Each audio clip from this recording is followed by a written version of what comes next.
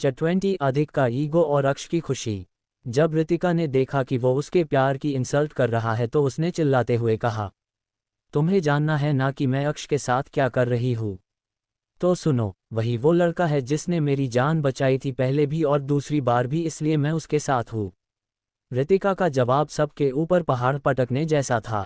अधिक की बेचैनी और भी बढ़ गई जब उसने ये सुना। सब हैरान खड़े बड़ी बड़ी आंखों से अक्ष और रितिका को देख रहे थे। वही अक्ष भी हैरान था, लेकिन उससे ज्यादा उसे खुशी हो रही थी। इसका मतलब रितिका उसे पहचान गई थी। अब आगे। सारांश और हर्षित हैरानी से अक्ष को देखते हैं, फिर रितिका को। प्रिंसेस, क्या ये सच है? रितिका को अब समझ आता है कि उसने गुस्से में क्या कर दिया है। अब वो ये तो नहीं कह सकती थी कि उसने नॉवेल में पढ़ा था कि रितिका को डूबने से बचाने वाला अक्ष ही था। हाँ भाई, ये सच है। मुझे शक तो तभी हो गया था जब उस दिन मॉल में अक्ष ने मुझे बचाया था। उनसे वही खुशबू आ रही थी जो उस शख्स से आ रही थी जिसने मुझे बचाया था। मैं बेहोश जरूर हो गई थी, लेकिन मेरी सेंसेस अच्छे से काम कर रही थी, इसलिए इतने समय बाद भी मैं उस फ्रेगनेंस को भूल नहीं पाई। अक्ष का टच और स्मेल बहुत सिमिलर थी, इसलिए उस दिन की यादें मेरे माइंड में जो धुंधली थी वो क्लियर होने लगी। उसकी बात सुनकर अब अधिक को भी याद आता है जब रितिका उसकी खुशबू और परफ्यूम के बारे में पूछती थी। उसे याद था वो उसे स्मेल करने की कोशिश करती थी, जिससे उसे उससे और भी चिढ़ होने लगी थी। तब उसने एक बार पूछा भी था कि क्या उसने अपना परफ्यूम बदला है, लेकिन उसने इग्नोर कर दिया था। ये सब याद आते ही अब उसे समझ नहीं आ रहा था कि वो कैसे रिएक्ट करे। रितिका, तुम्हें सिर्फ शक है। मैं नहीं चाहता कि जैसे पहले तुम्हें गलतफहमी हुई थी वो फिर से हो, हर्षित ने उसे समझाते हुए कहा। अपने भाई की फिक्र देखकर रितिका मुस्कुराए और बोली, भाई, मैं भी इस बार कोई गलती नहीं करना चाहती थी, इसलिए मैंने सीनियर की इन्फॉर्मेशन निकलवाई जिससे मुझे सच्चाई पता चल गई। यही वो है जिन्होंने मुझे डूबने से बचाया था। आप अपने दोस्त से खुद पूछ सकते हैं। अब सारांश और हर्षित की नज़र अक्ष पर चली गई जो बिना पलके झपकाए उनकी बहन को निहार रहा था। रितिका ने भी अक्ष को देखा। एक पल के लिए तो वो भी उसकी प्यार भरी ग्रे आंखों में खोने लगी, लेकिन उसने खुद को संभाला और बोली, अक्ष। रितिका के मुंह से अपना नाम सुनकर वो होश में आया और एकदम से बोला, हाँ। वहाँ नहीं, यहाँ देखो। सारांश ने उसे घुमाया तो अब उसकी पीठ रितिका की तरफ थी और चेहरा दोनों भाइयों की तरफ जो उसे घूर रहे थे। उन दोनों को देखकर उसके सॉफ्ट एक्सप्रेशन गायब हो गए। उसने बिना किसी भाव के कहा, रीत ने जो कहा है वो सच है। उस दिन मैं भी ट्रिप पर गया था और मैंने ही उसे बचाया था। मेरे साथ तुषार और वैभव भी थे जो मुझे हॉस्पिटल लेकर गए थे, लेकिन वो रीत को लेकर जाते उससे पहले ही अधिक वहां आ गया था। वही कैंटीन में मौजूद स्टूडेंट्स दूर से ही तमाशा देख रहे थे। उन्हें ज़्यादा कुछ सुनाई नहीं दे रहा था सिवाय इसके कि इस बार रितिका अधिक को इग्नोर कर रही है और अधिक उससे बात करना चाहता है। उन्हें साफ नजर आ रहा था कि दोनों ग्रुप में कभी भी लड़ाई हो सकती है। क्या अब दोनों ग्रुप रितिका के लिए लड़ेंगे? उनमें से एक स्टूडेंट ने पूछा, जिसके जवाब में उसका दोस्त बोला, लग तो ऐसा ही रहा है। क्योंकि अधिक ने अपनी एंगेजमेंट रितिका से तोड़ दी है, इसलिए अब उनके बीच कोई रिश्ता नहीं है। लेकिन एकदम से रितिका का उनके राइवल ग्रुप के लीडर के साथ बैठना और उसके साथ इतना इन्वॉल्व होना शायद अधिक को पसंद नहीं आया है, या फिर उसे रिग्रेट हो रहा है। आखिर आज रितिका लग ही इतनी सुंदर रही है। एक दूसरे लड़के ने उनकी कन्वर्सेशन के बीच में आकर बोला, क्या तुम पागल हो? वो अधिक रायजादा है जो अपने डिसीजन पर कभी रिग्रेट नहीं करता। वो इंडिया के टॉप बिजनेसमैन में से एक है, जिस पर हाथ रख देगा वो उसकी हो जाएगी। तो तुम्हें रितिका कोई चीज़ लगती है? भूलो मत, वो भी रक्षित जिंदल की बहन है जो अधिक रायजादा से कम नहीं है, उसी लड़के ने बहस करते हुए कहा। उन दोनों को चुप कराते हुए उस पहले लड़के का दोस्त बोला, तुम दोनों शांत रहो, जो भी हो हमें क्या, देखते हैं कि रितिका किसे चुनती है। एक तरफ वो है जो हर लड़की का ड्रीम मेन है और दूसरी तरफ हमारे कॉलेज का टॉपर। ये कहकर वो हंसने लगता है। उसके साथ वो दोनों लड़के भी हंसते हैं। ऐसी ही कई बातें स्टूडेंट्स आपस में डिस्कस कर रहे थे। वही सभी लड़कियां हैरान थी, लेकिन मानसी की आंखों में मजाकिया चमक नजर आ रही थी। उसे तो ये ड्रामा देखने में मजा आ रहा था, मगर उसके पास खड़ी मिशा अपने दोनों हाथों की मुट्ठी बांधे अक्ष और रितिका को ही घूर रही थी। बहुत हुआ रितिका, अब बस भी करो। मतलब अब तुम भाई को जलाने के लिए किसी के साथ भी इन्वॉल्व हो जाओगी? दिव्या से जब और बर्दाश्त नहीं होता तो वो गुस्से से कहती है। फिर वो अक्ष को देखकर आगे बोली, तुम भी खुद का यूज होने दे रहे हो। जबकि यहाँ मौजूद हर कोई जानता है कि रितिका जिंदल फैमिली से है और वो तुम्हारे साथ होने का ड्रामा सिर्फ मेरे भाई का अटेंशन पाने के लिए कर रही है। जस्ट शट अप दिव्या, उसका नाम अक्ष है और वो कोई ऐसा वैसा नहीं है, इसलिए अपने गटर जैसे मुंह को बंद रखो तो ही अच्छा होगा। रितिका, मेरी बहन से ढंग से बात करो, अधिक ने गुस्से से कहा। पहले अपनी बहन को बोलो कि थोड़ा ढंग सीख ले। ये कौन होती है, मुझे और मेरा अक्ष से क्या रिश्ता है उसे जज करने वाली? उसने गलत भी क्या कहा है? 2 दिन पहले मैंने तुमसे सगाई तोड़ दी जिससे तुम्हारे ईगो को ठेस पहुंची और आज तुम ये सब ड्रामा कर रही हो जिससे सबको लगे कि तुम मूव ऑन हो रही हो, लेकिन असल में तुम मुझे जलाने के लिए कर रही हो। अधिक की बात सुनकर रितिका का मन जोर से हंसने का कर रहा था। उसने ताली बजाते हुए हंसकर कहा, सच में मिस्टर रायजादा, अगर आपकी यही सोच है तो आपसे बड़ा सेल्फ ऑब्सेस्ड इस दुनिया में कोई हो ही नहीं सकता। और एक बात, रितिका ने अपनी उंगली अधिक पर पॉइंट करके आगे कहा, अगर मेरा ईगो होता तो मैं इतना टाइम वेस्ट नहीं करती तुम्हारे पीछे घूमने में। रितिका जिंदल रिश्ते दिल से निभाती है और प्यार के लिए अपनी जान भी हाजिर कर सकती है। But you are not that lucky bro, उसने अधिक को चिढ़ाते हुए कहा। अपनी सख्त आवाज में अपने भाइयों को देखकर बोली, चलिए क्लास का टाइम होने ही वाला है।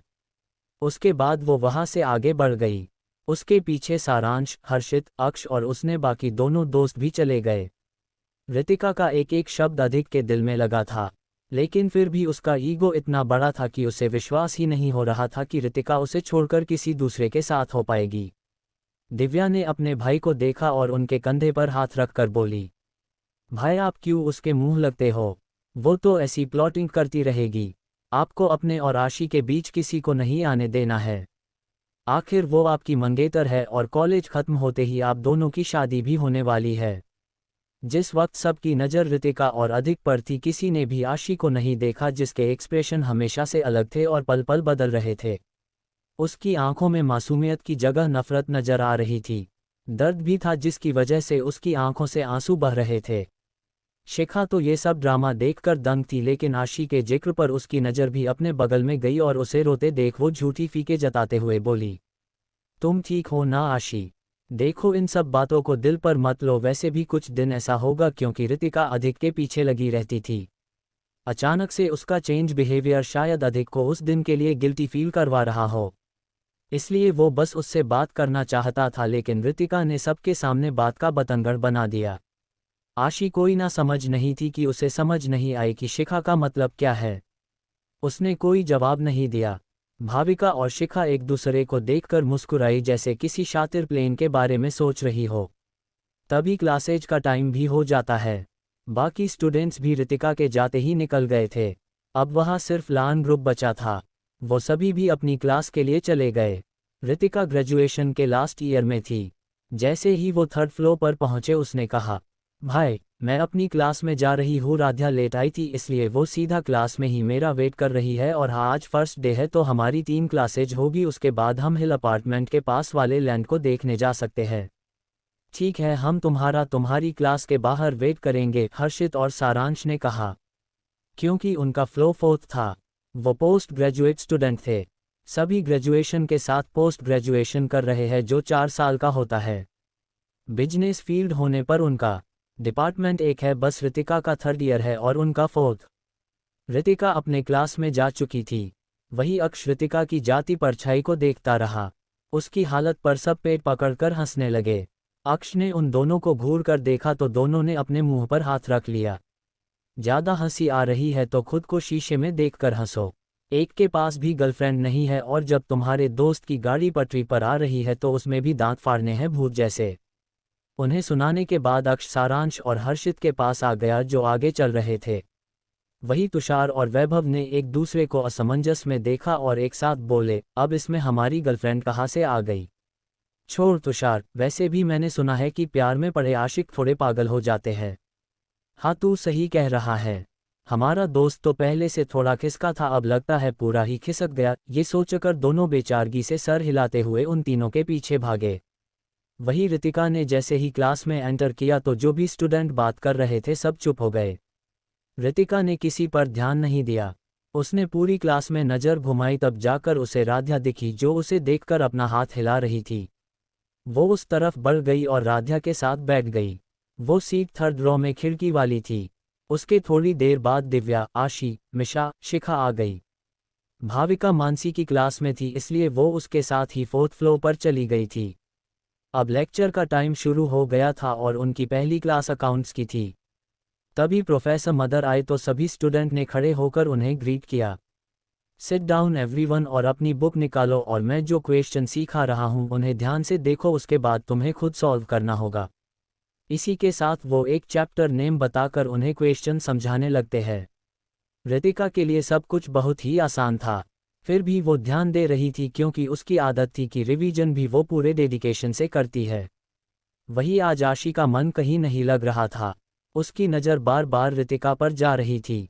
उसकी ये हरकत प्रोफेसर अविनाश देख लेते हैं और अपनी सख्त आवाज में कहते हैं, आशी जिंदल, तुम्हारा ध्यान कहाँ है और बार बार पीछे किसे देख रही हो।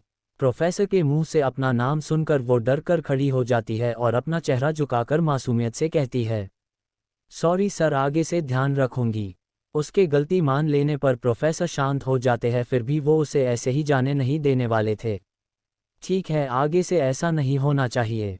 अभी यहाँ आओ और बोर्ड पर क्वेश्चन सॉल्व करो जो मैंने अभी सबको प्रैक्टिस के लिए दिए हैं। क्वेश्चन सॉल्व करने का नाम सुनकर ही आशी की हालत पतली हो गई क्योंकि आज से पहले ऐसी सिचुएशन में रितिका उसकी मदद कर देती थी, चाहे सिर्फ ये उसकी मॉम की वजह से ही। लेकिन अभी वो शिखा के साथ बैठी थी जिससे खुद भी एक भी क्वेश्चन सॉल्व नहीं किया था और आशी उसने भी कोशिश नहीं की थी। खड़ी क्या हो, आओ और इसे सॉल्व करो। आशी ने अपना सर हिलाया और हिम्मत करके बोर्ड के पास चली गई। उसने माकर उठाया और थोड़ी हिचकिचाहट के बाद सॉल्व करने की कोशिश करने लगी। वही राध्या उसकी हालत पर हंस रही थी। वो धीरे से रितिका से बोली, अब आएगा मज़ा। ये खुद को बहुत होशियार समझती है जबकि हर बार तुम्हारे पढ़ाने पर ही ये अच्छा स्कोर करती थी, जिसकी वजह से तुम अपना रिवीजन भी नहीं कर पाती थी, फिर भी तुम टॉप 5 के अंदर स्कोर कर ही लेती हो। रितिका को याद आता है कि उसे सिर्फ ब्यूटी प्रायोरिटी में ही नहीं बल्कि टैलेंट में भी दबाने की कोशिश की गई थी। क्या सच में वो रितिका की माँ है? लेकिन नॉवेल में साफ था कि वही उसकी रियल मदर है और उनके बिहेवियर का रीजन कोई दूसरा है। वही आशी ने जैसे तैसे एक आंसर निकाल दिया था।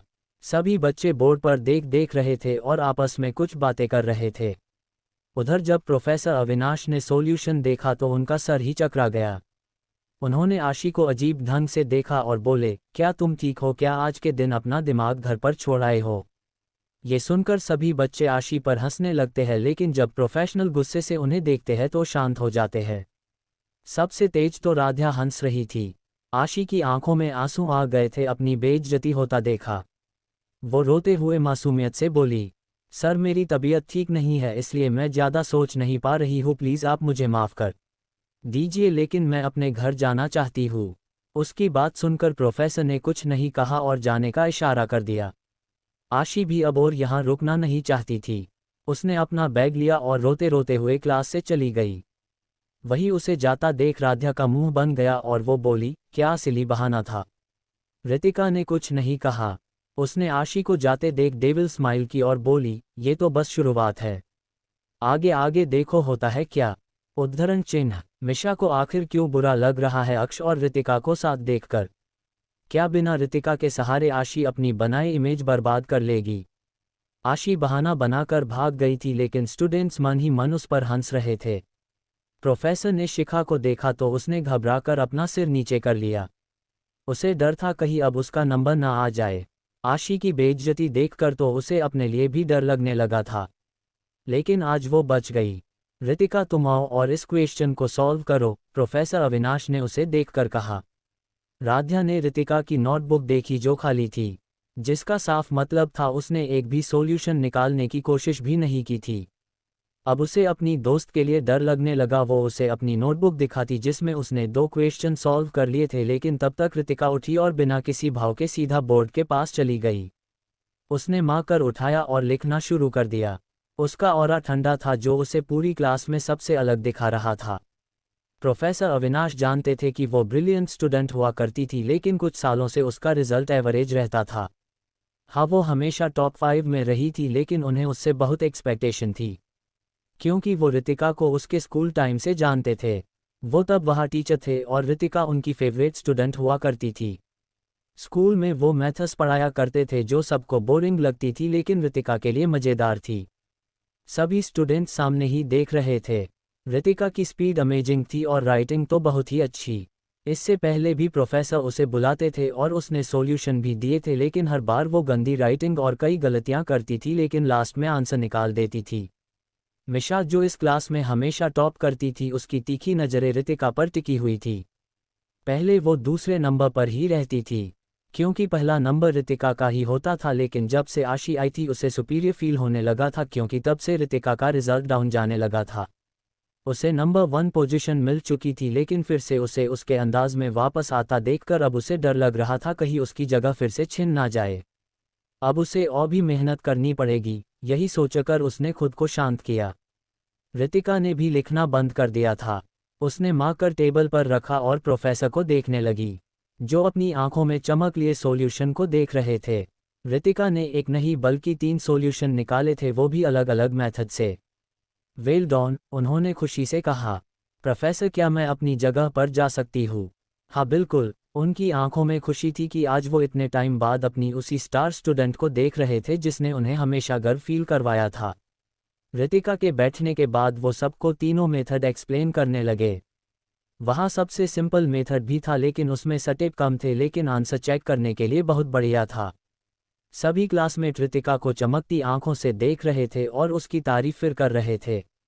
सिर्फ कुछ चेहरे ऐसे थे जो जलन और गुस्से से भरे थे। ऐसे ही एक के बाद एक पूरे 3 लेक्चर हुए, उसके बाद उनका ऑफ था। आज उनका फर्स्ट डे था इसलिए उन्हें 3 लेक्चर ही अटेंड करने पड़े थे। रितिका और राध्या अपने बैग लिए जैसे ही बाहर निकले तो क्लास के सामने ही 3 हैंडसम लड़के खड़े थे। उन तीनों को देखकर क्लास की लड़कियां वहां भीड़ लगाकर उनके बारे में गपशप कर रही थी। रितिका और राध्या उनके बीच से निकले और हर्षित, सारांश, अक्ष के पास चले गए। अक्ष अपने लुक्स को छुपाने के लिए स्पेक्स और माथे को बालों से छुपा के रखता था और उसके कपड़े भी नॉर्मल ही होते थे लेकिन उसकी पर्सनैलिटी बहुत अट्रैक्टिव थी जो छुपाए भी नहीं छुपती थी। हर्षित ने रितिका से बैग लिया और अपने कंधे पर टांग। उसने भी कुछ नहीं बोला। उसकी नज़र अक्ष पर गई जो उसे ही देख रहा था, फिर उसने अपनी नज़रें फेर ली और सबके साथ आगे चली गई। अक्ष भी उसके पीछे चलने लगा। वो जाते हुए उन लड़कों को घूर रहा था जो उसकी रितिका को निहारने में व्यस्त थे। उसकी निगाहें इतनी ठंडी थी कि सभी लड़के डर गए और नीचे फर्श को घूरने लगे। मिशा, दिव्या और शिखा उन्हें जाते हुए बस देखती रह गई। विवान और ध्रुव जो लास्ट बेंच कर बैठे थे उनके पास आ गए और विवान दिव्या से बोला, चलो भाई हमारा बाहर वेट कर रहे हैं। जिसके बाद वो भी चले गए। कॉलेज के बाहर राध्या को लेने ड्राइवर आया था इसलिए वो सबको बाय करके चली गई। वही सारांश कार लेने चला गया। रितिका के साथ इस वक्त अक्ष और हर्षित थे जो कुछ बातें कर रहे थे। वो शांत खड़ी रोड पर चलती गाड़ियों को देख रही थी। तभी एक बड़ी हथेली ने उसका हाथ पकड़ लिया। रितिका ने अपने हाथ को देखा, फिर अक्ष को जो अभी भी नॉर्मली हर्षित से बार कर रहा था और उसने उसका हाथ ऐसे पकड़ा था जैसे वो कई सालों से रिलेशनशिप में हो। उसने सिर हिलाया और उस हाथ को नहीं झटका। उसका ये एक्शन साफ बता रहा था कि उसके दिल के दरवाजे अक्ष के लिए खुले हैं। उसे नॉर्मल देखकर अक्ष की आंखें चमक उठी और उसने मजबूती लेकिन बहुत प्यार से उसके हाथ पर अपनी पकड़ कस दी, ये सोचकर कि अब रितिका का हाथ पकड़ने का हक उसे मिल गया है। अक्ष के लिए ये फीलिंग बहुत खास थी। तभी सारांश कार ले आया और वो सभी उसमें बैठकर साइट विजिट करके चले गए। अधिक की कार उनसे ज़्यादा दूर नहीं थी, वो उनकी जाती कार को देख रहा था। इस वक्त उसके साथ शुभ भी था। ये अक्ष इनके साथ कहाँ जा रहा है? शुभ ने कन्फ्यूजन से पूछा। अधिक ने कोई जवाब नहीं दिया। उसने अपने ग्लासेस पहने और कार स्टार्ट कर दी। इग्नोर होने के बाद शुभ ने आगे कोई सवाल नहीं किया। तब तक दिव्या, विवान और ध्रुव भी आकर कार में बैठ चुके थे। दिव्या का मूड ऑफ था। विवान और ध्रुव नॉर्मल है। शुभ ने जब अपनी बहन को कहीं खोया देखा तो पूछा, क्लास में कुछ हुआ क्या को तुम इतनी सैड लग रही हो? दिव्या जिसका सिर झुका हुआ था उसने उठाया और बोली, मेरे साथ कुछ नहीं हुआ लेकिन आशी। इतना कहकर वो चुप हो गई और अपने बड़े भाई को देखने लगी जिनके एक्सप्रेशन हल्के से भी नहीं बदले। आशी का नाम आते ही अब शुभ भी शांत बैठ गया और कुछ नहीं बोला क्योंकि वो जान गया था कि उसके भाई को अभी कोई फालतू बात नहीं सुननी। अधिक ने कार स्टार्ट की और उनकी कार धूल उड़ाते हुए चली गई। वही रितिका की कार में वो बैक सीट पर बैठी थी और फ़ोन पर उस जगह के आसपास की लोकेशन देख रही थी। उसके साथ अक्ष बैठा था जो चुपचाप उसे काम करते देख रहा था। उसने उसे डिस्टर्ब नहीं किया था। उनका रिश्ता काफ़ी कॉम्प्लिकेट था क्योंकि आज ही सच बाहर आया और एकदम से उसे अपने दिल की बात कहना या किसी रिश्ते में आना अभी सही समय नहीं था। तभी सारांश पूछता है, रितिका तुम उस जमीन को क्यों देखना चाहती हो? क्या वहाँ कुछ गड़बड़ है? जिस पर रितिका बिना सर उठाए बोली, मैंने उस जगह के बारे में कुछ सुना है। आपने शायद लोकल वेंडर्स से पूछताछ नहीं की है, अगर करते तो आपको भी उस इलाके में कुछ अजीब लगता। तुम्हारा कहने का मतलब है कि वहाँ सच में गड़बड़ है? हर्षित एकदम से बोला। उसे तो लगा था कि उसकी बहन को लोकेशन पसंद नहीं आ रही है, इसलिए उसने ऐसा कहा है। रितिका ने एक गहरी सांस ली और अपने हर्षित भाई को देखा जो बहुत शौक लग रहा था। मैं पक्का नहीं कह सकती लेकिन मुझे शक है, इसलिए हम वहाँ देखने जा रहे हैं बिना वहाँ के मालिक को बताए। अब वो उन्हें कैसे बताती कि कोई उन्हें फ्रेम करने के लिए वो जगह ऑफर कर रहा है? वो लैंड बिल्कुल भी अच्छा नहीं है। इसके बाद किसी ने कोई सवाल नहीं किया। अक्ष शांत था लेकिन वो रितिका के हर एक एक्सप्रेशन को गहराई से देख रहा था। वो ये भी समझ रहा था कि रितिका जानती है कि वह क्या गड़बड़ है, लेकिन जब वो खुलकर नहीं बताना चाहती तो वो ऐसा दिखाएगा जैसे उसे कुछ नहीं पता। जिंदल मैंशन। आशी जब से कॉलेज से आई थी रो रही थी। उसने रो रोकर अपनी हालत खराब कर ली और वो बेहोश हो गई। स्नेहा जी और रिद्धि जी घबरा गई क्योंकि आशी जब मिली थी तब से उसकी हालत बहुत नाजुक रहती थी। वो जल्दी पैनिक कर देती है और अपनी तबीयत खराब कर लेती थी, इसलिए भी स्नेहा जी उस पर ज़्यादा ध्यान देती थी। अपनी बेटी को फिर से बेहोश देखकर उन्होंने जल्दी से राघव जी को कॉल किया और उन्हें सारी सिचुएशन बताई। तब तक रिद्धि जी ने उनके फैमिली डॉक्टर को भी बुला लिया था। करीब आधे घंटे में डॉक्टर आ गए, आशी को चेक करने लगे। थोड़ी देर ही हुई थी कि बाहर से गाड़ी रुकने की आवाज़ आई। आशी को अभी भी वही सोफे पर लिटाया गया था। उसका चेहरा पीला पड़ चुका था। तभी डॉक्टर ने सीरियस होकर कहा, कोई दिक्कत नहीं है, बस ज़्यादा मेंटल स्ट्रेस और पैनिक की वजह से बेहोश हो गई है। लेकिन ये अच्छा साइन नहीं है। जितना हो सके आपको इन्हें स्ट्रेस से दूर रखना होगा, नहीं तो ये डिप्रेशन में भी जा सकती है। राघव जी और अभिनव भी साथ ही आए थे और उन्होंने भी डॉक्टर की बातें सुन ली थी और अब उन्हें टेंशन होने लगी थी। वही साधना दादी ने अजीब तरह से डॉक्टर को देखा और सोचा, इस सफ़ेद कोट वाले को कहाँ से ये डिप्रेशन में जाने वाली लगती है। इसका ड्रामा देखकर कहीं मैं ही चिढ़ और गुस्से से ना गुजर जाऊं। दूसरी तरफ सारांश ने कार एक खाली जगह पर रोकी जहां की जमीन हरी भरी लग रही थी। सभी कार से निकले और आसपास की जगह को देखने लगे। रितिका ने भी एक सरसरी नज़र चारों तरफ घुमाई। वो देखना चाहती थी कि कोई आसपास है कि नहीं, लेकिन वहां उसे कोई नहीं दिखा। इस वक्त दोपहर के 12 बज रहे थे लेकिन बारिश का मौसम था, इसलिए धूप नहीं निकली थी। भाई क्या यही प्लॉट है जिस पर आप रिजॉर्ट और वाटर पार्क बनाना चाहते हो? रितिका के सवाल पर सारांश ने उस एरिया को देखते हुए कहा, हाँ ये पूरी जगह हम खरीदने की सोच रहे हैं, जिससे यहाँ रिजॉर्ट और पार्क के साथ कुछ कॉम्प्लेक्स भी बनाए जाए जिनमें कई दुकानें होंगी और ज़रूरत का सामान बेचा जाएगा। रितिका ने सिर हिलाया और आगे बढ़ गई। उसकी नज़र जमीन पर थी। उसे याद था कि नॉवेल में इस जगह का रहस्य रिजॉर्ट बनने के बाद खुला था।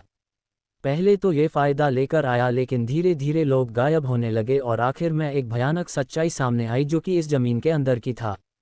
जो असली गुनहगार थे वो भाग निकले और इन सब का मास्टरमाइंड कभी सामने नहीं आया, लेकिन उस इंसिडेंट के बाद से उसके नाना जी की खुराना इंडस्ट्रीज को बहुत कुछ फेस करना पड़ा और आखिर सबूत उसके सारांश भाई के खिलाफ निकले और उन्हें बिना किसी गलती के सज़ा सुना दी गई।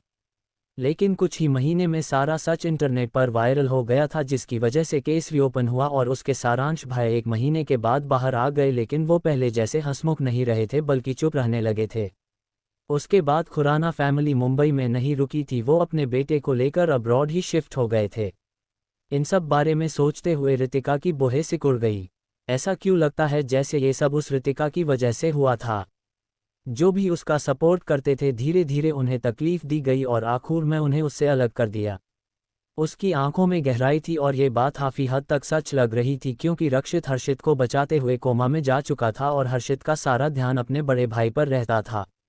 पहले रक्षित भाई, फिर सारांश भाई और आखिर में उसके हर्षित भाई के साथ भी कम बुरा नहीं हुआ था, बल्कि सबसे ज़्यादा बुरा उनके साथ हुआ था।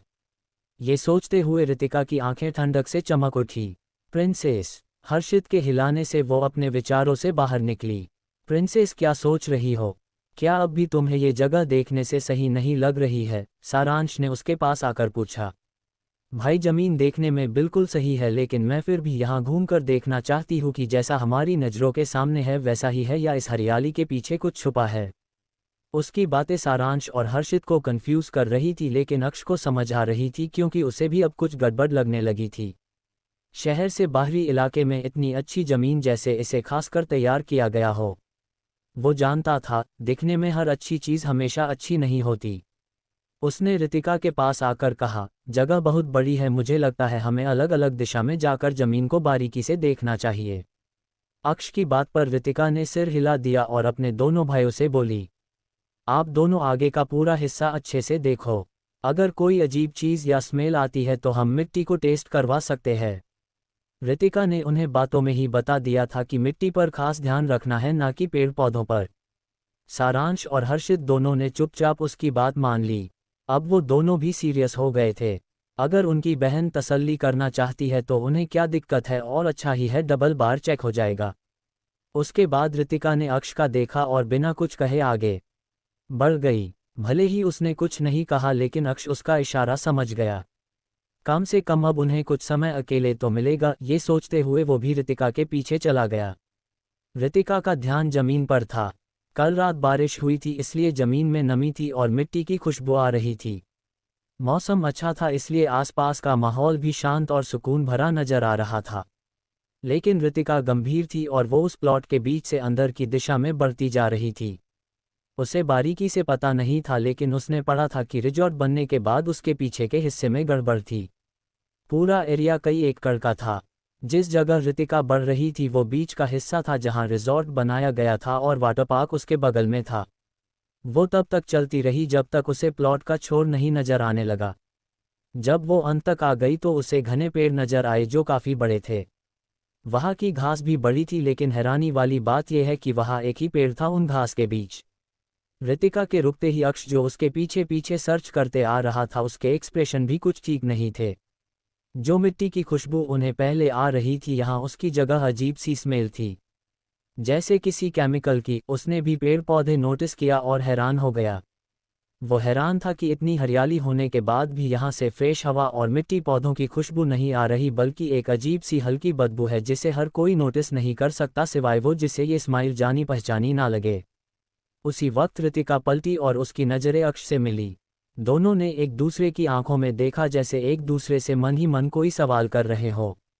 अक्ष ने आखिरकार चुप्पी तोड़कर कहा, क्या तुम्हें शक है कि जमीन के अंदर कुछ है? रितिका ने बस पलकें झपका दी और दोबारा मुड़कर उस पेड़ के पास आए और बोली, मुझे यहाँ अजीब सी घुटन हो रही है, जैसे एकदम से मौसम बदल गया हो। ये स्मेल ऐसी जैसी। कहते कहते वो रुक गई। जैसे वो केमिकल जिसे डेड बॉडी पर यूज़ किया जाता है, जिससे उसकी सड़ने के स्मेल ना आए। हाँ, ये स्मेल कुछ ऐसी ही है, लेकिन मैं अभी कंफर्म नहीं हूँ। रितिका ने जैसे ही ये कहा, अक्ष ने अपनी पॉकेट से फ़ोन निकाला और किसी को मैसेज भेज दिया। रितिका ने भी उसकी हरकत नोटिस की और पूछा, तुमने किसे बुलाया है? अक्ष ने रितिका का हाथ पकड़ा और उसे उस जगह से थोड़ा दूर लेकर आया। मैंने वैभव को बुलाया है, खुदाई के सामान के साथ। अब हमें उस बदबू का कारण जानना है, तो ढकी पत्ते तो हटानी पड़ेगी।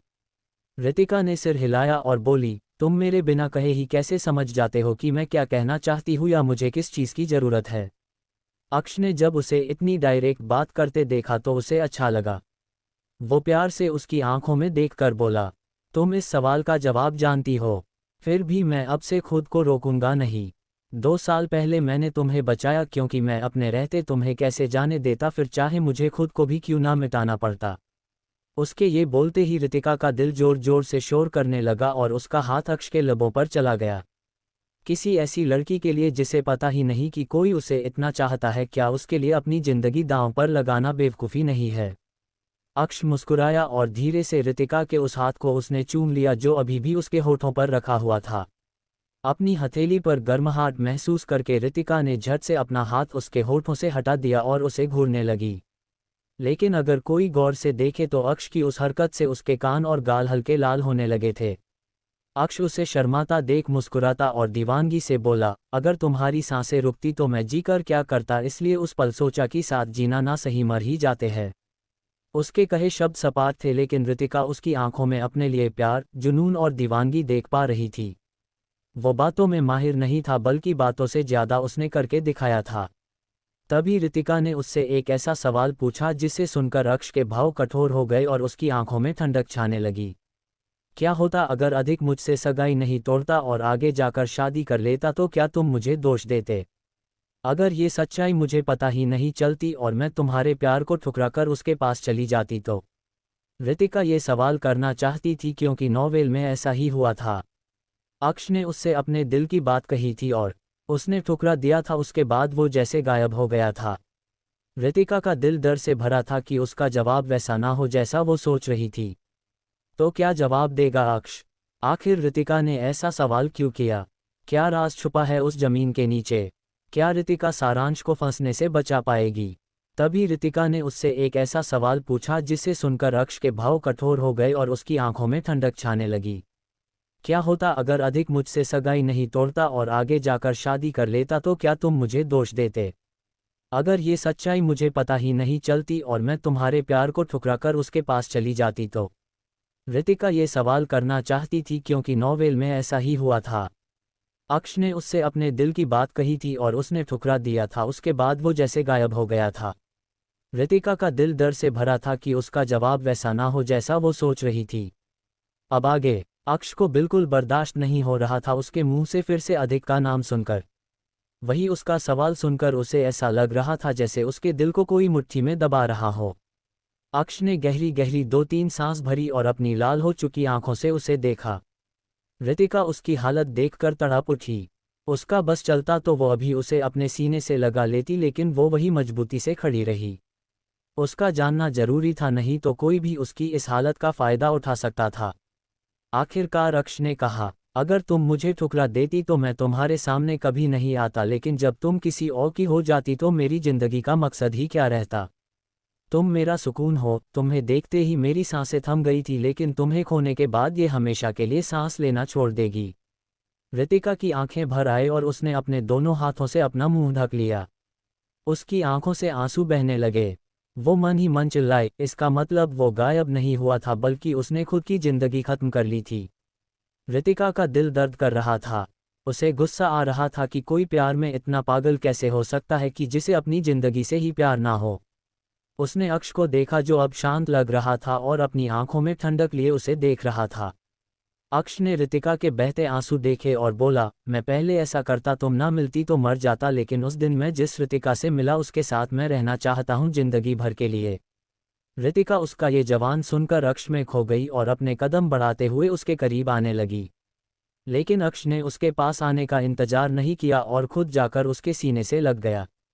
एक गर्म, प्यार भरा स्पर्श दोनों को महसूस हुआ। उनके शरीर में एक सिहरन सी उठी। वो गर्माहट उन्हें एक दूसरे के और करीब ले आए। रितिका जिसके हाथ अब भी नीचे थे उसने उन्हें अक्ष की पीठ पर कस दिए और आंखें बंद करके उसके आगोश में समा गई। दोनों एक दूसरे की छुअन को महसूस करके शांत हो गए।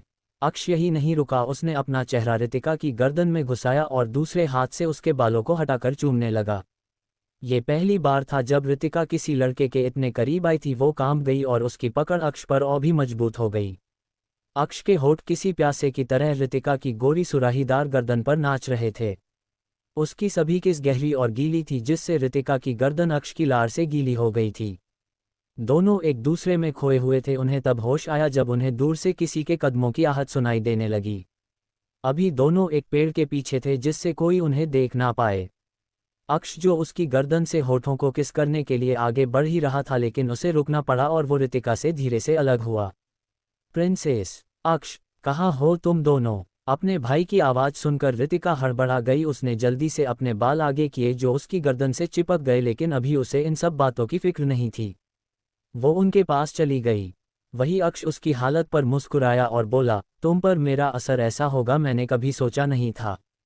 आज से ज़्यादा सुकून मुझे कभी महसूस नहीं हुआ। कुछ देर बाद सभी उसी जगह थे जहां रितिका और अक्ष पहले आए थे। वैभव आ चुका था और वो खुद मिट्टी खोद रहा था। अब सारांश और हर्षित को भी कुछ गड़बड़ लग रही थी क्योंकि यहाँ केमिकल की बदबू थी और जैसे जैसे खुदाई हो रही थी ये बढ़ती ही जा रही थी। करीब आधे घंटे की मेहनत के बाद वैभव ने अकेले ही 10 मीटर गहरा गड्ढा खोद दिया। वो जैसे ही आगे और खोदने वाला था तभी अक्ष ने उसे रोक दिया। सब उसे असमंजस में देखने लगे सिवाय रितिका के, जिसकी नज़र उस गड्ढे के अंदर देख रही थी। क्या हुआ, अब नहीं खोदना है? वैभव ने पूछा। जिस चीज़ को हम ढूंढ रहे थे वो मिल चुकी है, ये कहकर अक्ष ने गड्ढे की तरफ इशारा किया। सब ने वहां देखा तो पहले तो उन्हें नजर नहीं आया, लेकिन जब उन्होंने ध्यान से देखा तो वो हिल गए। वैभव तो डर कर उछल पड़ा।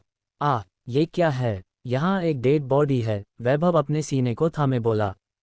ये डेड बॉडी नहीं है बल्कि उसके हिस्से है, रितिका ने बिना भाव के कहा। भाई पुलिस को कॉल करिए, आगे का वो संभाल लेगी। हमारे लिए जो जानना जरूरी था वो जान लिया है, उसने कहा और वहां से थोड़ा दूर हो गई। सारांश ने भी बिना देर किए सीधा पुलिस को इन्फॉर्म कर दिया। अब सभी पुलिस के आने का इंतजार कर रहे थे। उन्होंने बॉडी पार्ट्स को उठाने की जहमत नहीं उठाई। सब वहां से थोड़ा दूर आ गए जिससे उस बदबू से बच सके। उन्हें आए हुए 1 घंटे से ऊपर हो चुका था। अब सबको भूख भी लग रही थी। तभी सारांश बोला, रितिका तुम और अक्ष कार में जाकर बैठो, हम हैं यहाँ। वो अपनी बहन को ऐसे ही खड़े नहीं रहने दे सकता था, वैसे भी वो उसके लिए यहाँ तक आए। अब तो धूप भी निकल आई थी जिससे गर्मी बढ़ गई थी। वो चाहता था कि उसकी बहन कुछ देर गाड़ी में आराम कर ले, क्योंकि पुलिस को यहाँ आने में आधा घंटा तो लगने ही वाला था। भाई मैं ठीक हूँ, मैं इतनी भी कमज़ोर नहीं हूँ कि कुछ घंटे खड़े रहने से थक जाऊंगी। सारांश अब कुछ नहीं कह सका। उसने कुछ गलत भी तो नहीं कहा था। सुबह जॉगिंग करते वक्त वो पीछे रह जाते थे, बस उसका बड़ा भाई रक्षित और रितिका ही एक दूसरे की बराबरी कर पाते थे। तभी हर्षित का फ़ोन बजा, उसने कॉलर आईडी देखा तो बोला, भाई का कॉल है। उसके बाद उसने तुरंत कॉल उठा लिया। उस हेलो बोलने से पहले ही दूसरी तरफ से कुछ कहा गया। हर्षित ने सामने रास्ते को देखा और बोला, भाई हम कार के पास नहीं है, अंदर है। आप सीधा उस प्रॉपर्टी के अंदर चलते आओ। उसके कहते ही कॉल कट हो गया। क्या रक्षित भाई आ गए? रितिका ने पूछा। हाँ वो कार के पास आ गए हैं, और जब उन्हें हम नहीं दिखे तो पूछने के लिए कॉल किया था। रितिका ने बस सिर हिला दिया, क्योंकि ये ज़मीन बहुत फैली हुई थी और रितिका सबको बहुत अंदर लेकर आई थी, जो कि अंतभाग था उस एरिया का। उसके बाद से वहाँ पहाड़ी और जंगल शुरू होते थे। कुछ ही देर में रक्षित और उसका असिस्टेंट तेजस वहाँ पहुँच गए। तेजस के हाथ में एक छतरी और पानी की बोतल थी। रक्षित ने बोतल ली और रितिका को थमा दी। तेजस ने जल्दी से छाता खोला और अपनी मिस के ऊपर कर दिया। उसकी ये हरकत देखकर सब समझ गए कि ये उनके भाई की फिक्र है। लेकिन अक्ष को अच्छा नहीं लगा। उसने तेजस के हाथ से छाता लिया और खुद उसे पकड़कर रितिका के ऊपर छांव करके खड़ा हो गया। तेजस तो मुंह खोले देखता ही रह गया। उसने जल्दी से अपने बॉस को देखा जो मुस्कुरा रहे थे, तो उसने एक राहत की सांस ली और बाकी सबको भी पानी की बोतल दे दी। रितिका को सच में प्यास लग रही थी। उसने पानी पिया और अक्ष की तरफ बढ़ा दिया। अक्ष ने भी उसका झूठा पानी पी लिया। वो आज बहुत खुश था, उसे ऐसा लग रहा था जैसे आज उसका लकी डे है। वही हर्षित और सारांश ने रक्षित को शुरू से लेकर सब कुछ बता दिया था, जिसे सुनकर उसका चेहरा कठोर हो गया और आंखों में गुस्सा उतर आया। इस जमीन के मालिक ने हमें बहुत हल्के में ले लिया, इसलिए तो इतनी बड़ी चाल चल दी। एक ऐसी जमीन जो क्राइम सीन है, उसे हमें बेचना चाहता था। उसे उठवा लो, उससे डील हम अपनी जगह पर करेंगे, रक्षित ने सर्द लहजे ऑर्डर देते हुए कहा। अपने बॉस का ऑर्डर सुनकर तेजस उन्हें फॉलो करने के लिए किसी को फ़ोन करने चला गया। तभी रक्षित रितिका से बोला, प्रिंसेस आपको भूख लगी होगी, आप अक्ष के साथ जाओ और लंच कर लो, हम इस मैटर को सॉल्व करके घर आ जाएंगे। भाई मैं ठीक हूँ, लेकिन मुझे यहाँ एक लोकेशन दिखी है जो मुझे देखनी है। क्या मैं जा सकती हूँ? रितिका जो अनाथ थी, पिछले जन्म में उसे किसी की परमिशन लेने की आदत नहीं थी, लेकिन उसका ये बड़ा भाई उसे एक बाप की तरह प्रोटेक्ट करता था और केयर भी। अब उसे भी आदत होने लगी थी। रक्षित ने अक्ष को देखा और रितिका से कहा, तुम अक्ष के साथ जाओ और वहां से सीधा घर आ जाना। हमें पुलिस स्टेशन जाना पड़ेगा। ठीक है भाई, रितिका ने कहा और वहां से अपनी कार की लेकर चली गई। उसके कुछ देर बाद ही पुलिस आ गई। किसी ने भी देरी करने की हिम्मत नहीं की, आखिर जिंदल फैमिली और रक्षित जिंदल से कौन नहीं डरता। पुलिस की टीम पहले से तैयार थी और उनके साथ एक फॉरेंसिक डॉक्टर भी था और उसका असिस्टेंट। जगह देखकर उन्हें भी यकीन नहीं हुआ कि यहाँ की जमीन में कोई बॉडी होगी, लेकिन जब सबने उस गड्ढे के अंदर देखा तो यकीन हो गया। इस केस के लिए कमिश्नर ने खुद आईपीएस ऑफिसर अंकित नेगी को अपॉइंट किया था, जो कुछ ही देर में आने वाले थे, क्योंकि वो कल ही अपने एक मिशन से लौटे थे। उनकी टीम को पहले भेजा गया था जिससे वो छानबीन करे और रिपोर्ट बनाए आगे की सर्चिंग, और उस केस को ऑफिसर अंकित जी लीड करने वाले थे। यहाँ पुलिस ने अपना काम शुरू कर दिया था और वो वैभव से सामान लेकर सावधानी से आसपास की पित्ती हटाने लगे। दूसरी तरह रितिका अपनी कार में अक्ष के साथ थी। अक्ष पहले ही ड्राइविंग सीट पर बैठ चुका था, इसलिए उसे मौका नहीं मिला। उसे पता था कि वो ठीक है, लेकिन अपने भयों और अक्ष की वजह से वो इतनी सावधानी से रह रही थी।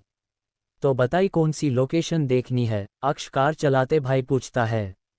रितिका ने उसे एक नाम बताया और उनकी कार हिल अपार्टमेंट के एरिया को छोड़कर उसके अपोजिट एरिया जो कुछ किलोमीटर दूर था वहां के रास्ते पर चल पड़ी। तुम ग्रीन वैली एरिया में सारांश के लिए जगह ढूंढना चाहती हो? हाँ, ये भी एक वजह है, रितिका ने बिना कुछ छिपाए साफ शब्दों में जवाब दिया। दूसरी वजह? अक्ष ने इंटरेस्ट के साथ पूछा। वहां जाकर पता चल जाएगा, रितिका ने यही कुछ शब्द कहे और कार की खिड़की के आसपास देखने लगी। अक्ष ने भी कोई बात नहीं की, बस होल से उसका एक हाथ पकड़ लिया और गियर पर रखकर ड्राइविंग पर फोकस करने लगा। रितिका उसकी हरकत पर हल्का मुस्कुराई, फिर बिना कुछ बोले ऐसे ही सामने देखती रही।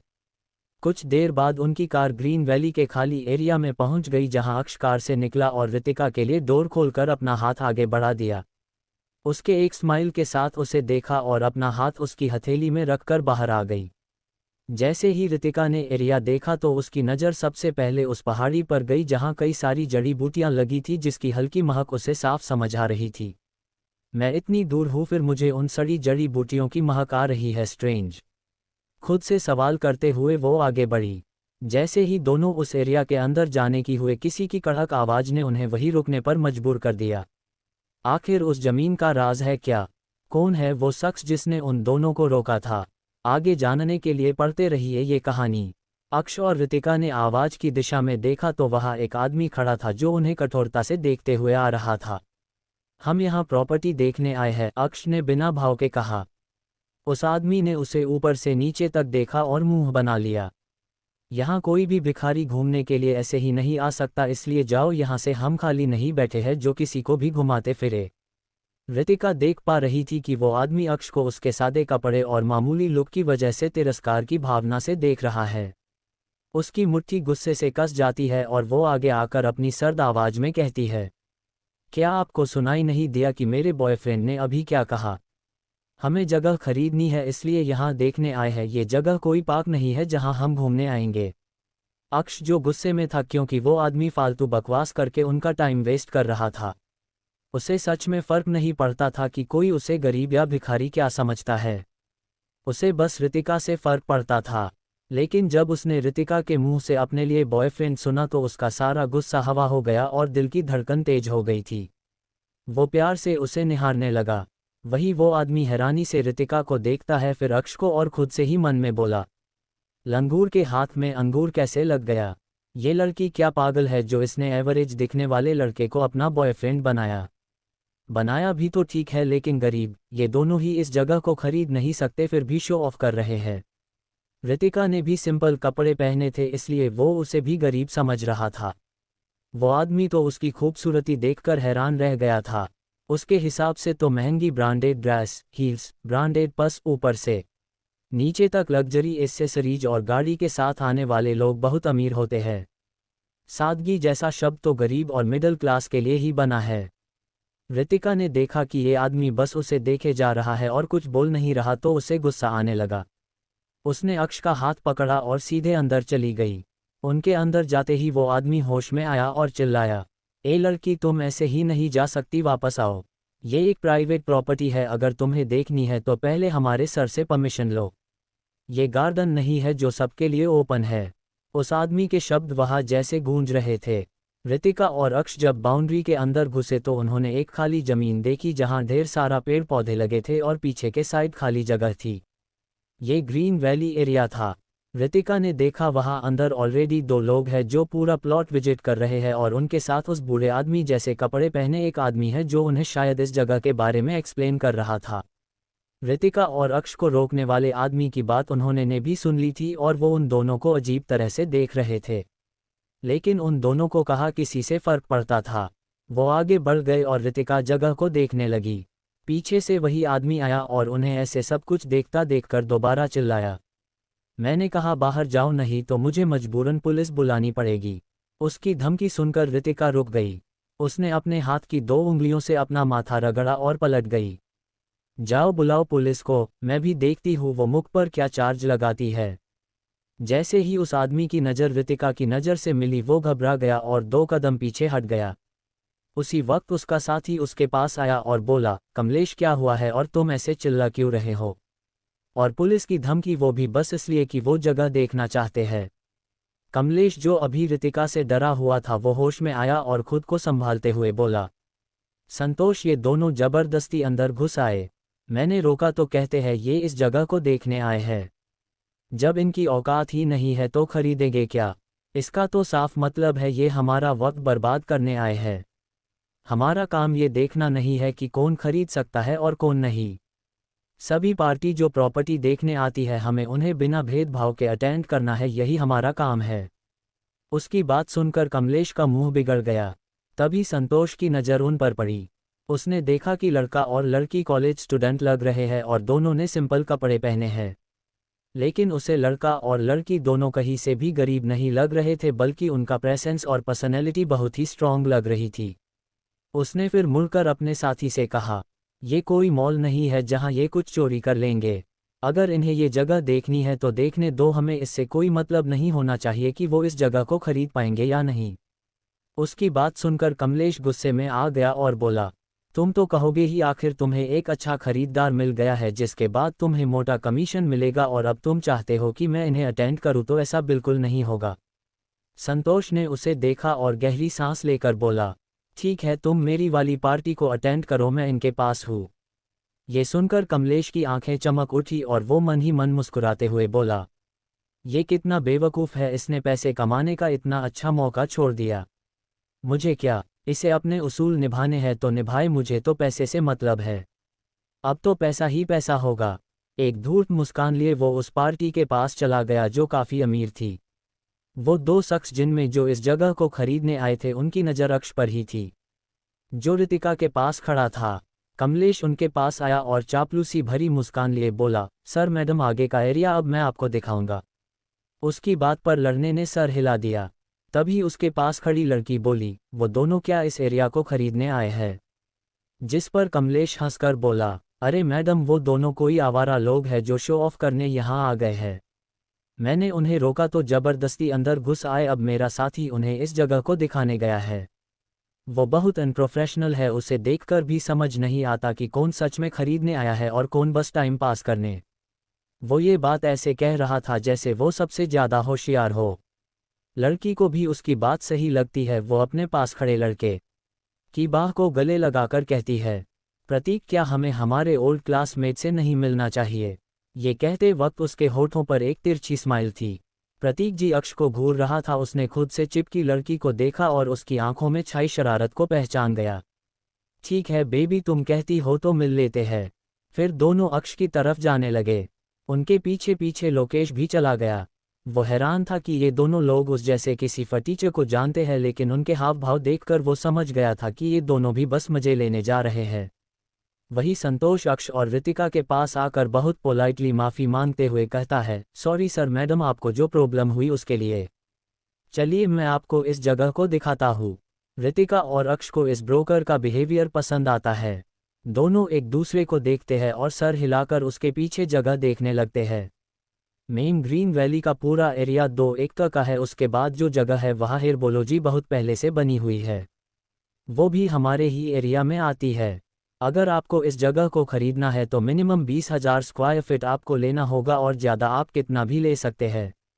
रितिका कुछ बोलने को होती है कि तभी एक तीखी आवाज़ उन्हें सुनाई देती है, पहले ये तो पूछ लो कि क्या ये लोग इसका एक टुकड़ा भी अफोर्ड कर सकते हैं। इस आवाज़ को सुनकर सभी पीछे मुड़कर देखते हैं। रितिका जिसकी पीठ उन लोगों की तरफ थी, जैसे ही प्रतीक और उसके साथ वाली लड़की जिसने अभी तंज कसा था उनकी नज़र उस पर पड़ी तो देखते ही रह गए। रितिका का इतना स्टनिंग फेस और पर्सनैलिटी देखकर उस लड़की को जलन होने लगी। तभी उसकी नज़र अपने बॉयफ्रेंड पर गई जो एक टक सामने खड़ी लड़की में खोया हुआ था। ये देखकर उसकी जलन गुस्से में बदल गई और सामने खड़ी लड़की को घूरने लगी। वही अब रितिका का फालतू के ड्रामे से तंग आ चुकी थी। उसने कोल्डी उन दोनों को देखा और बोली, हम क्या अफोर्ड कर सकते हैं और क्या नहीं, it's none of your business, so shut your mouth. Ritika का जवाब सुनकर वो लड़की गुस्से से तमतमा गई और चिल्लाई, how dare you to talk to me like this. उसके चिल्लाने पर प्रतीक होश में आता है और उस लड़की को शांत करते हुए कहता है, पल्लवी कूल डाउन। तुम मुझे शांत रहने को कह रहे हो प्रतीक? मैं तुम्हारी गर्लफ्रेंड हूँ या ये लड़की? उसकी बात पर प्रतीक ने रितिका को देखा और मन ही मन सोचा, काश वो मेरी गर्लफ्रेंड होती। उसके एक्सप्रेशन अक्ष ने जैसे ही नोटिस किए उसकी आंखें कोल्ड हो गई और वो अपनी सख्त आवाज में रितिका की कमर में अपना हाथ डालकर उसके अपने करीब करके कहा, वो मेरी गर्लफ्रेंड है। ये सिंपल से शब्द सबको शांत कर गए। रितिका ने अक्ष को देखा और मुस्कुराए। वही प्रतीक ने जब ये सुना तो वो शॉक हो गया। वही पल्लवी मजाक भरी नजरों से रितिका को देखती है और हंसते हुए कहती है, वाह अक्ष, तुम्हारे जैसे फटीचे की भी गर्लफ्रेंड है। वैसे तुम दोनों की जोड़ी एकदम सही है। रितिका उसके शब्द सुनकर गुस्सा नहीं होती बल्कि हल्की मुस्कान के साथ कहती है, जब तुम जैसी चुड़ैल का बॉयफ्रेंड हो सकता है तो हम तो फिर भी नॉर्मल इंसान है। उसका जवाब सुनकर पल्लवी की हंसी बंद हो जाती है, वही बाकी सबकी हंसी निकल जाती है। यहाँ तक कि प्रतीक खुद भी अपने आप को हंसने से नहीं रोक पाता। पल्लवी उसे गुस्से से घूरती और चिल्लाने लगती है, यू बिच, तुम्हारी हिम्मत कैसे हुई मुझे चुड़ैल कहने की?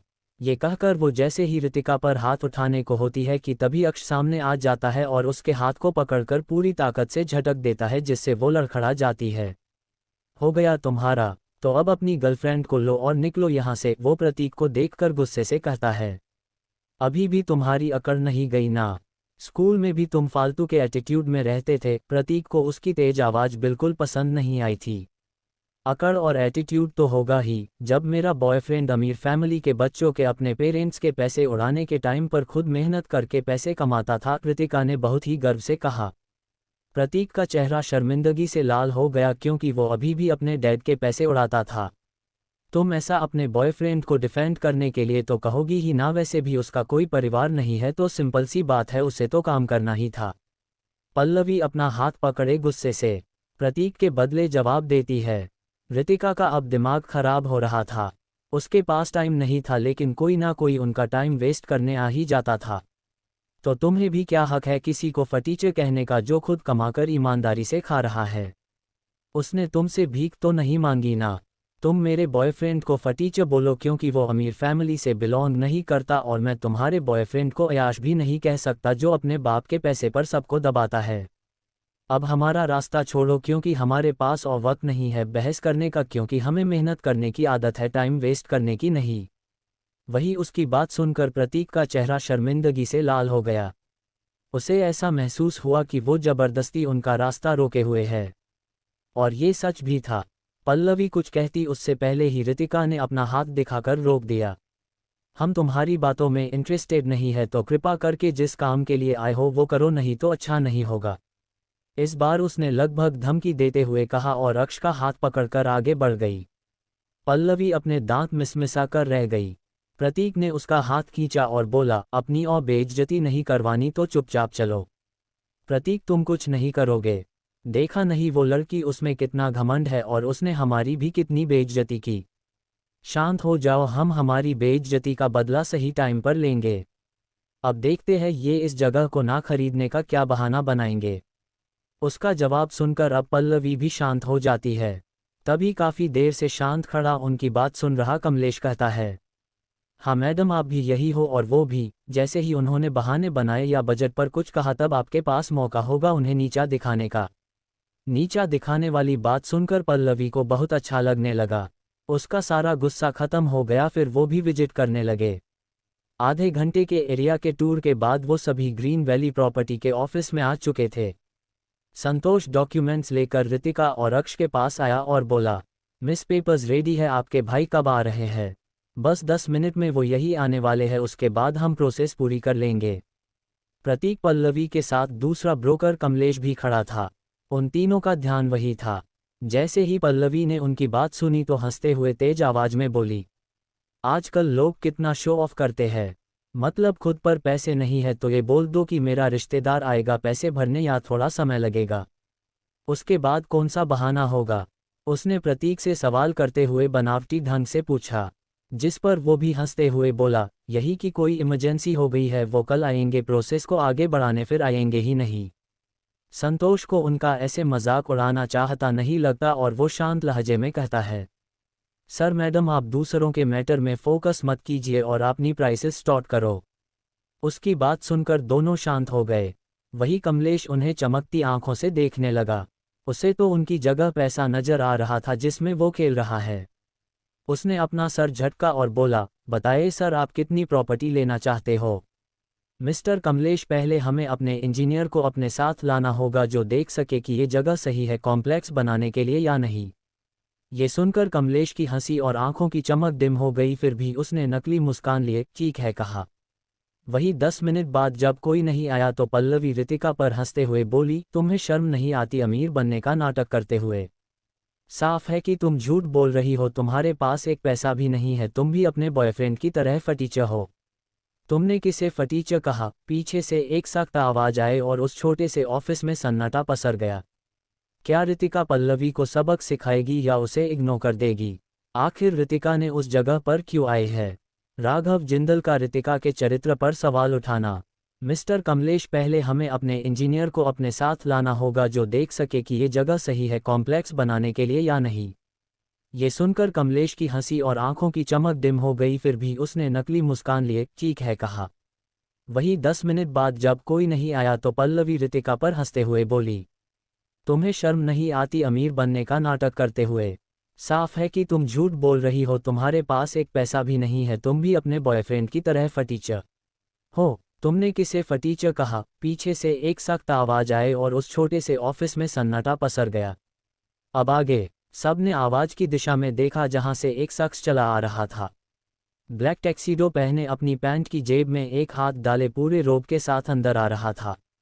पल्लवी की नज़र तो उसकी ब्रांडेड वॉच पर अटक गई थी जो उसने मैगजीन में देखी थी और वो जानती थी कि ऐसी वॉच के सिर्फ कुछ ही पीस है इस दुनिया में जिसे कॉपी नहीं किया जा सकता, क्योंकि ये कस्टम मेड बनवाया जाता है और ये सिर्फ पैसों से नहीं खरीदा जा सकता बल्कि उसके लिए पावर और हाई स्टेटस होना जरूरी है।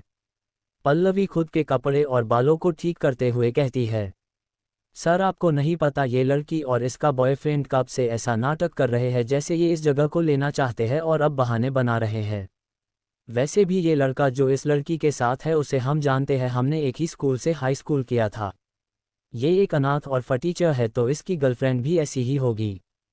तो तुम कहना चाहती हो कि मेरी बहन एक फटीचर है? इस बार रक्षित हद से ज्यादा कठोर शब्द में कहता है। वही तो सर, फटीचर होकर भी कितना घमंड। ये कहते हुए वो एकदम से रुक गई। तभी उसे याद आता है कि अभी इस शख्स ने क्या कहा था। क्या ये लड़की इनकी बहन है? लेकिन ये कैसे हो सकता है? वो हैरानी से रितिका को देखती है जो उसे मजाक भरी मुस्कान लिए देख रही थी। रक्षित रितिका के पास खड़ा हो गया। अब रितिका बीच में थी और उसके आसपास वो दो मर्द थे जो दुनिया में सबसे ज्यादा प्यार उससे करते हैं। अगर मेरी बहन जिंदल फैमिली की प्रिंसेस एक फटीचर है तो तुम खुद को क्या कहना चाहोगी? पल्लवी जो सदमे में खड़ी थी उसके मुंह से अब एक शब्द भी नहीं निकल पा रहा था।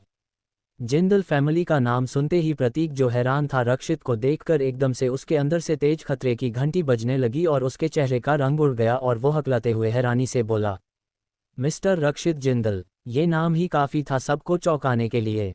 पल्लवी, कमलेश और संतोष भी शौक हो गए उसकी पहचान जानकर। कमलेश के तो हाथ पैर कांपने लगे। डर से उसका बुरा हाल हो गया और वो माथे से बहते पसीने को साफ करके बड़बड़ाने लगा, सब खत्म हो गया। मैंने अपने हाथों से इतना बड़ा मौका खो दिया और रक्षित जिंदल की बहन को बेइज्जत किया। अगले ही पल वो लड़खड़ाया और रितिका के पैरों में गिर गया। मैडम मुझे माफ़ कर दो, मुझसे आपको पहचानने में गलती हो गई। मैं लालची हूँ इसलिए मैंने तमाशा किया जिससे मुझे पैसे वाली पार्टी को असिस्ट करने का मौका मिले।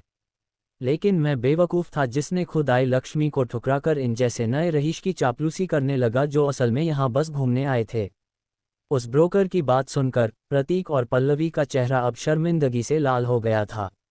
ये सच था कि वो बस अभी देखने आए थे, फ्यूचर में वो इस जगह को लेते या नहीं ये प्रतीक के डैड के ऊपर डिपेंड करता था। सॉरी सर, मुझे पता नहीं था कि मिस रितिका आपकी बहन है। जिंदल फैमिली के सामने तो हम नीच है। प्रतीक जल्दी से होश में आया और माफ़ी मांगते हुए बोला। उसे इतनी जल्दी रंग बदलता देख रितिका तिरछा मुस्कुराए और बोली, मतलब अगर मेरा भाई कोई बिग शॉट नहीं होता तो तुम हमें ऐसे ही बेइज्जत करते? नहीं। प्रतीक से अब कुछ बोला ही नहीं जा रहा था, वो बस सर झुकाकर खड़ा हो गया। वही पल्लवी भी अब होश में आ चुकी थी। जब उसने अपने बॉयफ्रेंड को इतना घबराते हुए देखा तो उसे यकीन हो गया कि ये उसी जिंदल फैमिली से है जो इंडिया की रिचेस्ट फैमिली में से एक है। ये जानकर कि ये लड़की जिसे वो अभी नीची दृष्टि से देख रही थी वो इतनी बड़ी फैमिली की बेटी है, ये जानकर उसे जलन होने लगी। मैं आपसे माफ़ी मांगता हूँ मिस जिंदल, प्रतीक ने डरते हुए कहा। सॉरी मिस जिंदल, हम अपने मैनर्स भूल गए थे, हमें बस गलतफहमी हो गई थी। पल्लवी ने भी माफ़ी मांगने में ही भलाई समझी, लेकिन वो खुद को डिफेंड करना नहीं भूली और इसे बस एक गलतफहमी बताने लगी। कुछ लोग होते हैं जो थोड़ा पैसा आते ही खुद को किसी राज्य का राजा समझने लगते हैं और गरीब को नीची नज़रों से देखते हैं, और जब उनका पाला उनसे भी अमीर इंसान से पड़ता है तो भीगी बिल्ली बन जाते हैं। रितिका उनका मजाक उड़ाते हुए डेविल स्माइल करते हुए कहती है, लेकिन उसकी स्माइल में कुछ छुपा हुआ मतलब था जिसे सिर्फ रक्षित और अक्ष ही समझ पाए थे। ठीक है, अगर तुम दोनों इतने सिंसियर हो तो मैं एक शर्त पर सॉरी एक्सेप्ट कर सकती हूँ। कैसी शर्त मिस जिंदल? प्रतीक ने जल्दी से पूछा। पल्लवी भी कंफ्यूजन से उसे देखने रही। सिंपल, जैसे तुम दोनों ने मुझे और मेरे बॉयफ्रेंड को फटीचर कहा, ठीक वैसे ही तुम्हें खुद से यही शब्द 10 बार बोलना है, वो भी अक्ष के सामने झुककर माफ़ी मांगते हुए। अगर मंजूर है तो ठीक है, वरना जा सकते हो यहाँ से। आगे जो भी हो इसके लिए मुझे ब्लेम मत करना। रितिका ने लगभग धमकी देते हुए अपनी बात खत्म की और तिरछी नज़रों से उन दोनों को देखने लगी। वही रक्षित और अक्ष उसकी चालाकी देखकर हंसे बिना नहीं रह सके। दोनों ने एक दूसरे की देखा और मुस्कुराए। प्रतीक रितिका की शर्त सुनकर शांत था, लेकिन पल्लवी को ऐसा लग रहा था जैसे कोई उसे खुद को गाली देने को कह रहा हो। उसने खुद के गुस्से को कंट्रोल करने के लिए अपनी मुट्ठी बांध ली, जिससे उसके हाथ के नाखून उसकी हथेली में चुभने लगे। अक्ष के आगे झुकने के ख्याल से ही दोनों ने अपने दांत पीस लिए। वो कैसे एक गरीब अनाथ के आगे माफ़ी मांग सकते थे, लेकिन अब उनके पास और कोई चारा भी तो नहीं है। प्रतीक हिचकिचा रहा था, लेकिन अपने डैड का ख्याल आते ही वो अक्ष के सामने आया और सर झुकाकर बोला, मैं एक फटीचर हूँ, मुझे माफ़ कर दो। उसने यही शब्द 10 बार दोहराया और बिना किसी से नज़र मिलाए साइड में खड़ा हो गया। अब रितिका की नज़र पल्लवी पर गई, जो अपनी जगह से हिलने का नाम नहीं ले रही थी। क्या तुम्हें बुलाने के लिए अब मुहूर्त निकलवाना पड़ेगा? पल्लवी ने गुस्से से उसे देखा, तभी प्रतीक उसके कान में बोला, चुपचाप जो कहा है करो, नहीं तो मेरा तो कुछ नहीं जाएगा, लेकिन तुम्हारा परिवार जो अभी नया नया अमीर बना है जल्दी सड़क पर आ जाएगा। अब तुम्हें डिसाइड करना है झुकना या सड़क पर आ जाना। ये सुनकर पल्लवी को ना चाहते हुए भी अक्ष के आगे झुकना पड़ा।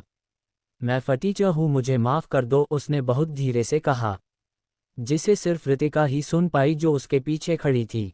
लगता है मिस पल्लवी के मुंह से आवाज़ सिर्फ दूसरे की इंसल्ट करते हुए निकलती है। तेज बोलो, इस बार रितिका ने चीखते हुए उसे ऑर्डर दिया। पल्लवी घबरा गई और इस बार बिना रुके तेज आवाज़ में बोली, मैं एक फटीचर हूँ, मुझे माफ़ कर दो। उसने ये 10 बार कहा और फिर बिना किसी को देखे वहाँ से भाग गई। प्रतीक भी उसके पीछे चला गया। रितिका ने भी कुछ नहीं किया, बल्कि उसने अब कमलेश को देखा जो अभी भी घुटने के बल जमीन में बैठा हुआ था। मैडम, मैं फटीचर ही नहीं, अंधा, बेवकूफ़ और लालची भी हूँ। मुझे माफ़ कर दो। अब से मैं किसी को अमीर गरीब होने पर ताने नहीं मरूंगा, बल्कि सबका सम्मान करूंगा। बिना रितिका के कुछ कहे वो खुद को कोसने लगा और उसने अक्ष के पैर तक पकड़ लिए। वो जान चुका था कि अगर उसने उसे माफ़ कर दिया तो वो बच सकता है। उसकी नौटंकी देखकर रितिका ने अपना सर हिलाया और अपने भाई से बोली, पेपर्स मैंने रेडी करवा लिए हैं, आप एक बार सारंश भाई को और उनके पार्टनर को यहाँ बुला लीजिए, तब तक इन प्रॉपर्टी के ओनर भी आते होंगे। प्रिंसेस बुलाने की ज़रूरत नहीं है, हम ऑलरेडी यहाँ हैं, सारांश ने अंदर आते हुए कहा। उसके साथ हर्षित और वैभव भी थे। रितिका मुस्कुराई और उसने मिस्टर संतोष से कहा, पेपर्स इन्हें दे दीजिए, यही इस लैंड को लेने वाले हैं। संतोष ने वैसा ही किया। तभी रितिका बोली, भाई मैंने और अक्ष ने जगह देख ली है, आप भी मिस्टर संतोष के साथ देख सकते हो जब तक यहाँ के ओनर भी आ जाएंगे। भाई सारी फॉर्मेलिटी हो चुकी है, बस इस लैंड के ओनर आ जाए तो पेपर वर्क भी हो जाएगा। प्रिंसेस देखने की ज़रूरत नहीं है, मुझे पता है तुमने अगर इस लैंड को चूज़ किया है तो इसमें कोई प्रॉब्लम हो ही नहीं सकती, सारांश ने उसके सर को सहलाते हुए कहा। रितिका ने भी जोर नहीं दिया। तभी उसे कुछ याद आया और वो बोली, भाई आपके पार्टनर नहीं आने वाले। अगर वो नहीं आएंगे तो फॉर्मेलिटी पूरी कैसे होगी। मैंने एम्पायर ग्रुप के सीईओ के असिस्टेंट से बात की थी। उनका असिस्टेंट पेपर वर्क करवा कर ले जाएगा क्योंकि इस वक्त उनके सीईओ किसी इम्पोर्टेंट काम में बिजी है। एम्पायर ग्रुप का नाम सुनकर वैभव ने अक्ष को देखा जो अभी भी शांत खड़ा बस रितिका को देख रहा था। वो उसके नज़दीक गया और हंसकर बोला, क्या होता अगर तेरे इस साले को पता होता कि तेरा इम्पोर्टेंट काम उसकी बहन का पीछा करना है। अक्ष ने उसे अपनी ग्रे आंखों से घूर कर देखा तो उसकी हंसी बंद हो है। वैभव ने अब अपना मुंह फेर लिया और उससे थोड़ा दूर खड़ा हो गया। तभी उसे फिर से रितिका की आवाज़ सुनाई दी, भाई आप उनसे कहना कि हो सके तो ग्रीन वैली का बचा सारा एरिया खरीद ले। मेरी इंट्यूशन कहती है कि ये जरूर फ्यूचर में फ़ायदा देगा। रितिका का बस चलता तो वो ये लैंड खरीद लेती, लेकिन उसने इसे एम्पायर ग्रुप के लिए छोड़ दिया क्योंकि वही थे जिन्होंने पिछली जिंदगी में उसके सारांश भाई की मदद की थी। ठीक है मैं कह दूंगा, सारांश ने हंसते हुए हामी भर दी। अक्ष ने जब उसकी बात सुनी तो वो मन ही मन मुस्कुराते हुए खुद से बोला, एम्पायर ग्रुप की फ्यूचर लेडी बॉस तो अभी से कंपनी के प्रॉफिट के बारे में सोचने लगी। वैभव भी उसे टेढ़ी स्माइल के साथ देख रहा था। कुछ ही देर में प्रॉपर्टी के ऑनर आ गए और पेपर वर्क हो गया। एम्पायर ग्रुप के सीईओ का असिस्टेंट चिराग ने भी पेपर वर्क किया और वहां से कंपनी चला गया। सब कुछ हो जाने के बाद सबने रेस्टोरेंट में लंच किया और अपने घर के लिए निकल गए। अक्ष का मन नहीं था रितिका को जाने देने का, लेकिन वो अभी उसे रोक भी नहीं सकता था। उनके जाते ही वैभव ने भी अपनी कार स्टार्ट की और अक्ष से पूछा, अब हमें कहाँ जाना है। कंपनी चलो, उसने कहा और अपनी आंखें बंद कर ली। आंखें बंद करते ही वो उन खूबसूरत पलों में खो गया जब रितिका उसके पास थी। उनका करीब आना और रितिका का शर्माना सब याद करके उसके चेहरे पर इतने सालों बाद सुकून नजर आया। वैभव कार ड्राइव करते हुए उसे ही देख रहा था। उसे इतना खुश देखकर वो आसमान में देखते हुए मन ही मन बोला, प्लीज गॉड, मेरे दोस्त को उसकी मोहब्बत से कभी जुदा मत करना। दूसरी तरफ सारांश वहां से सीधा अपने ऑफिस जा चुका था। रक्षित की कार जिंदल मैंशन के सामने रुकी। आज तेजस ड्राइव कर रहा था, इसलिए हर्षित ने कार से उतरकर जल्दी से रितिका की तरफ का डोर खोला और तीनों अंदर चले गए। शाम के 4 बज रहे थे।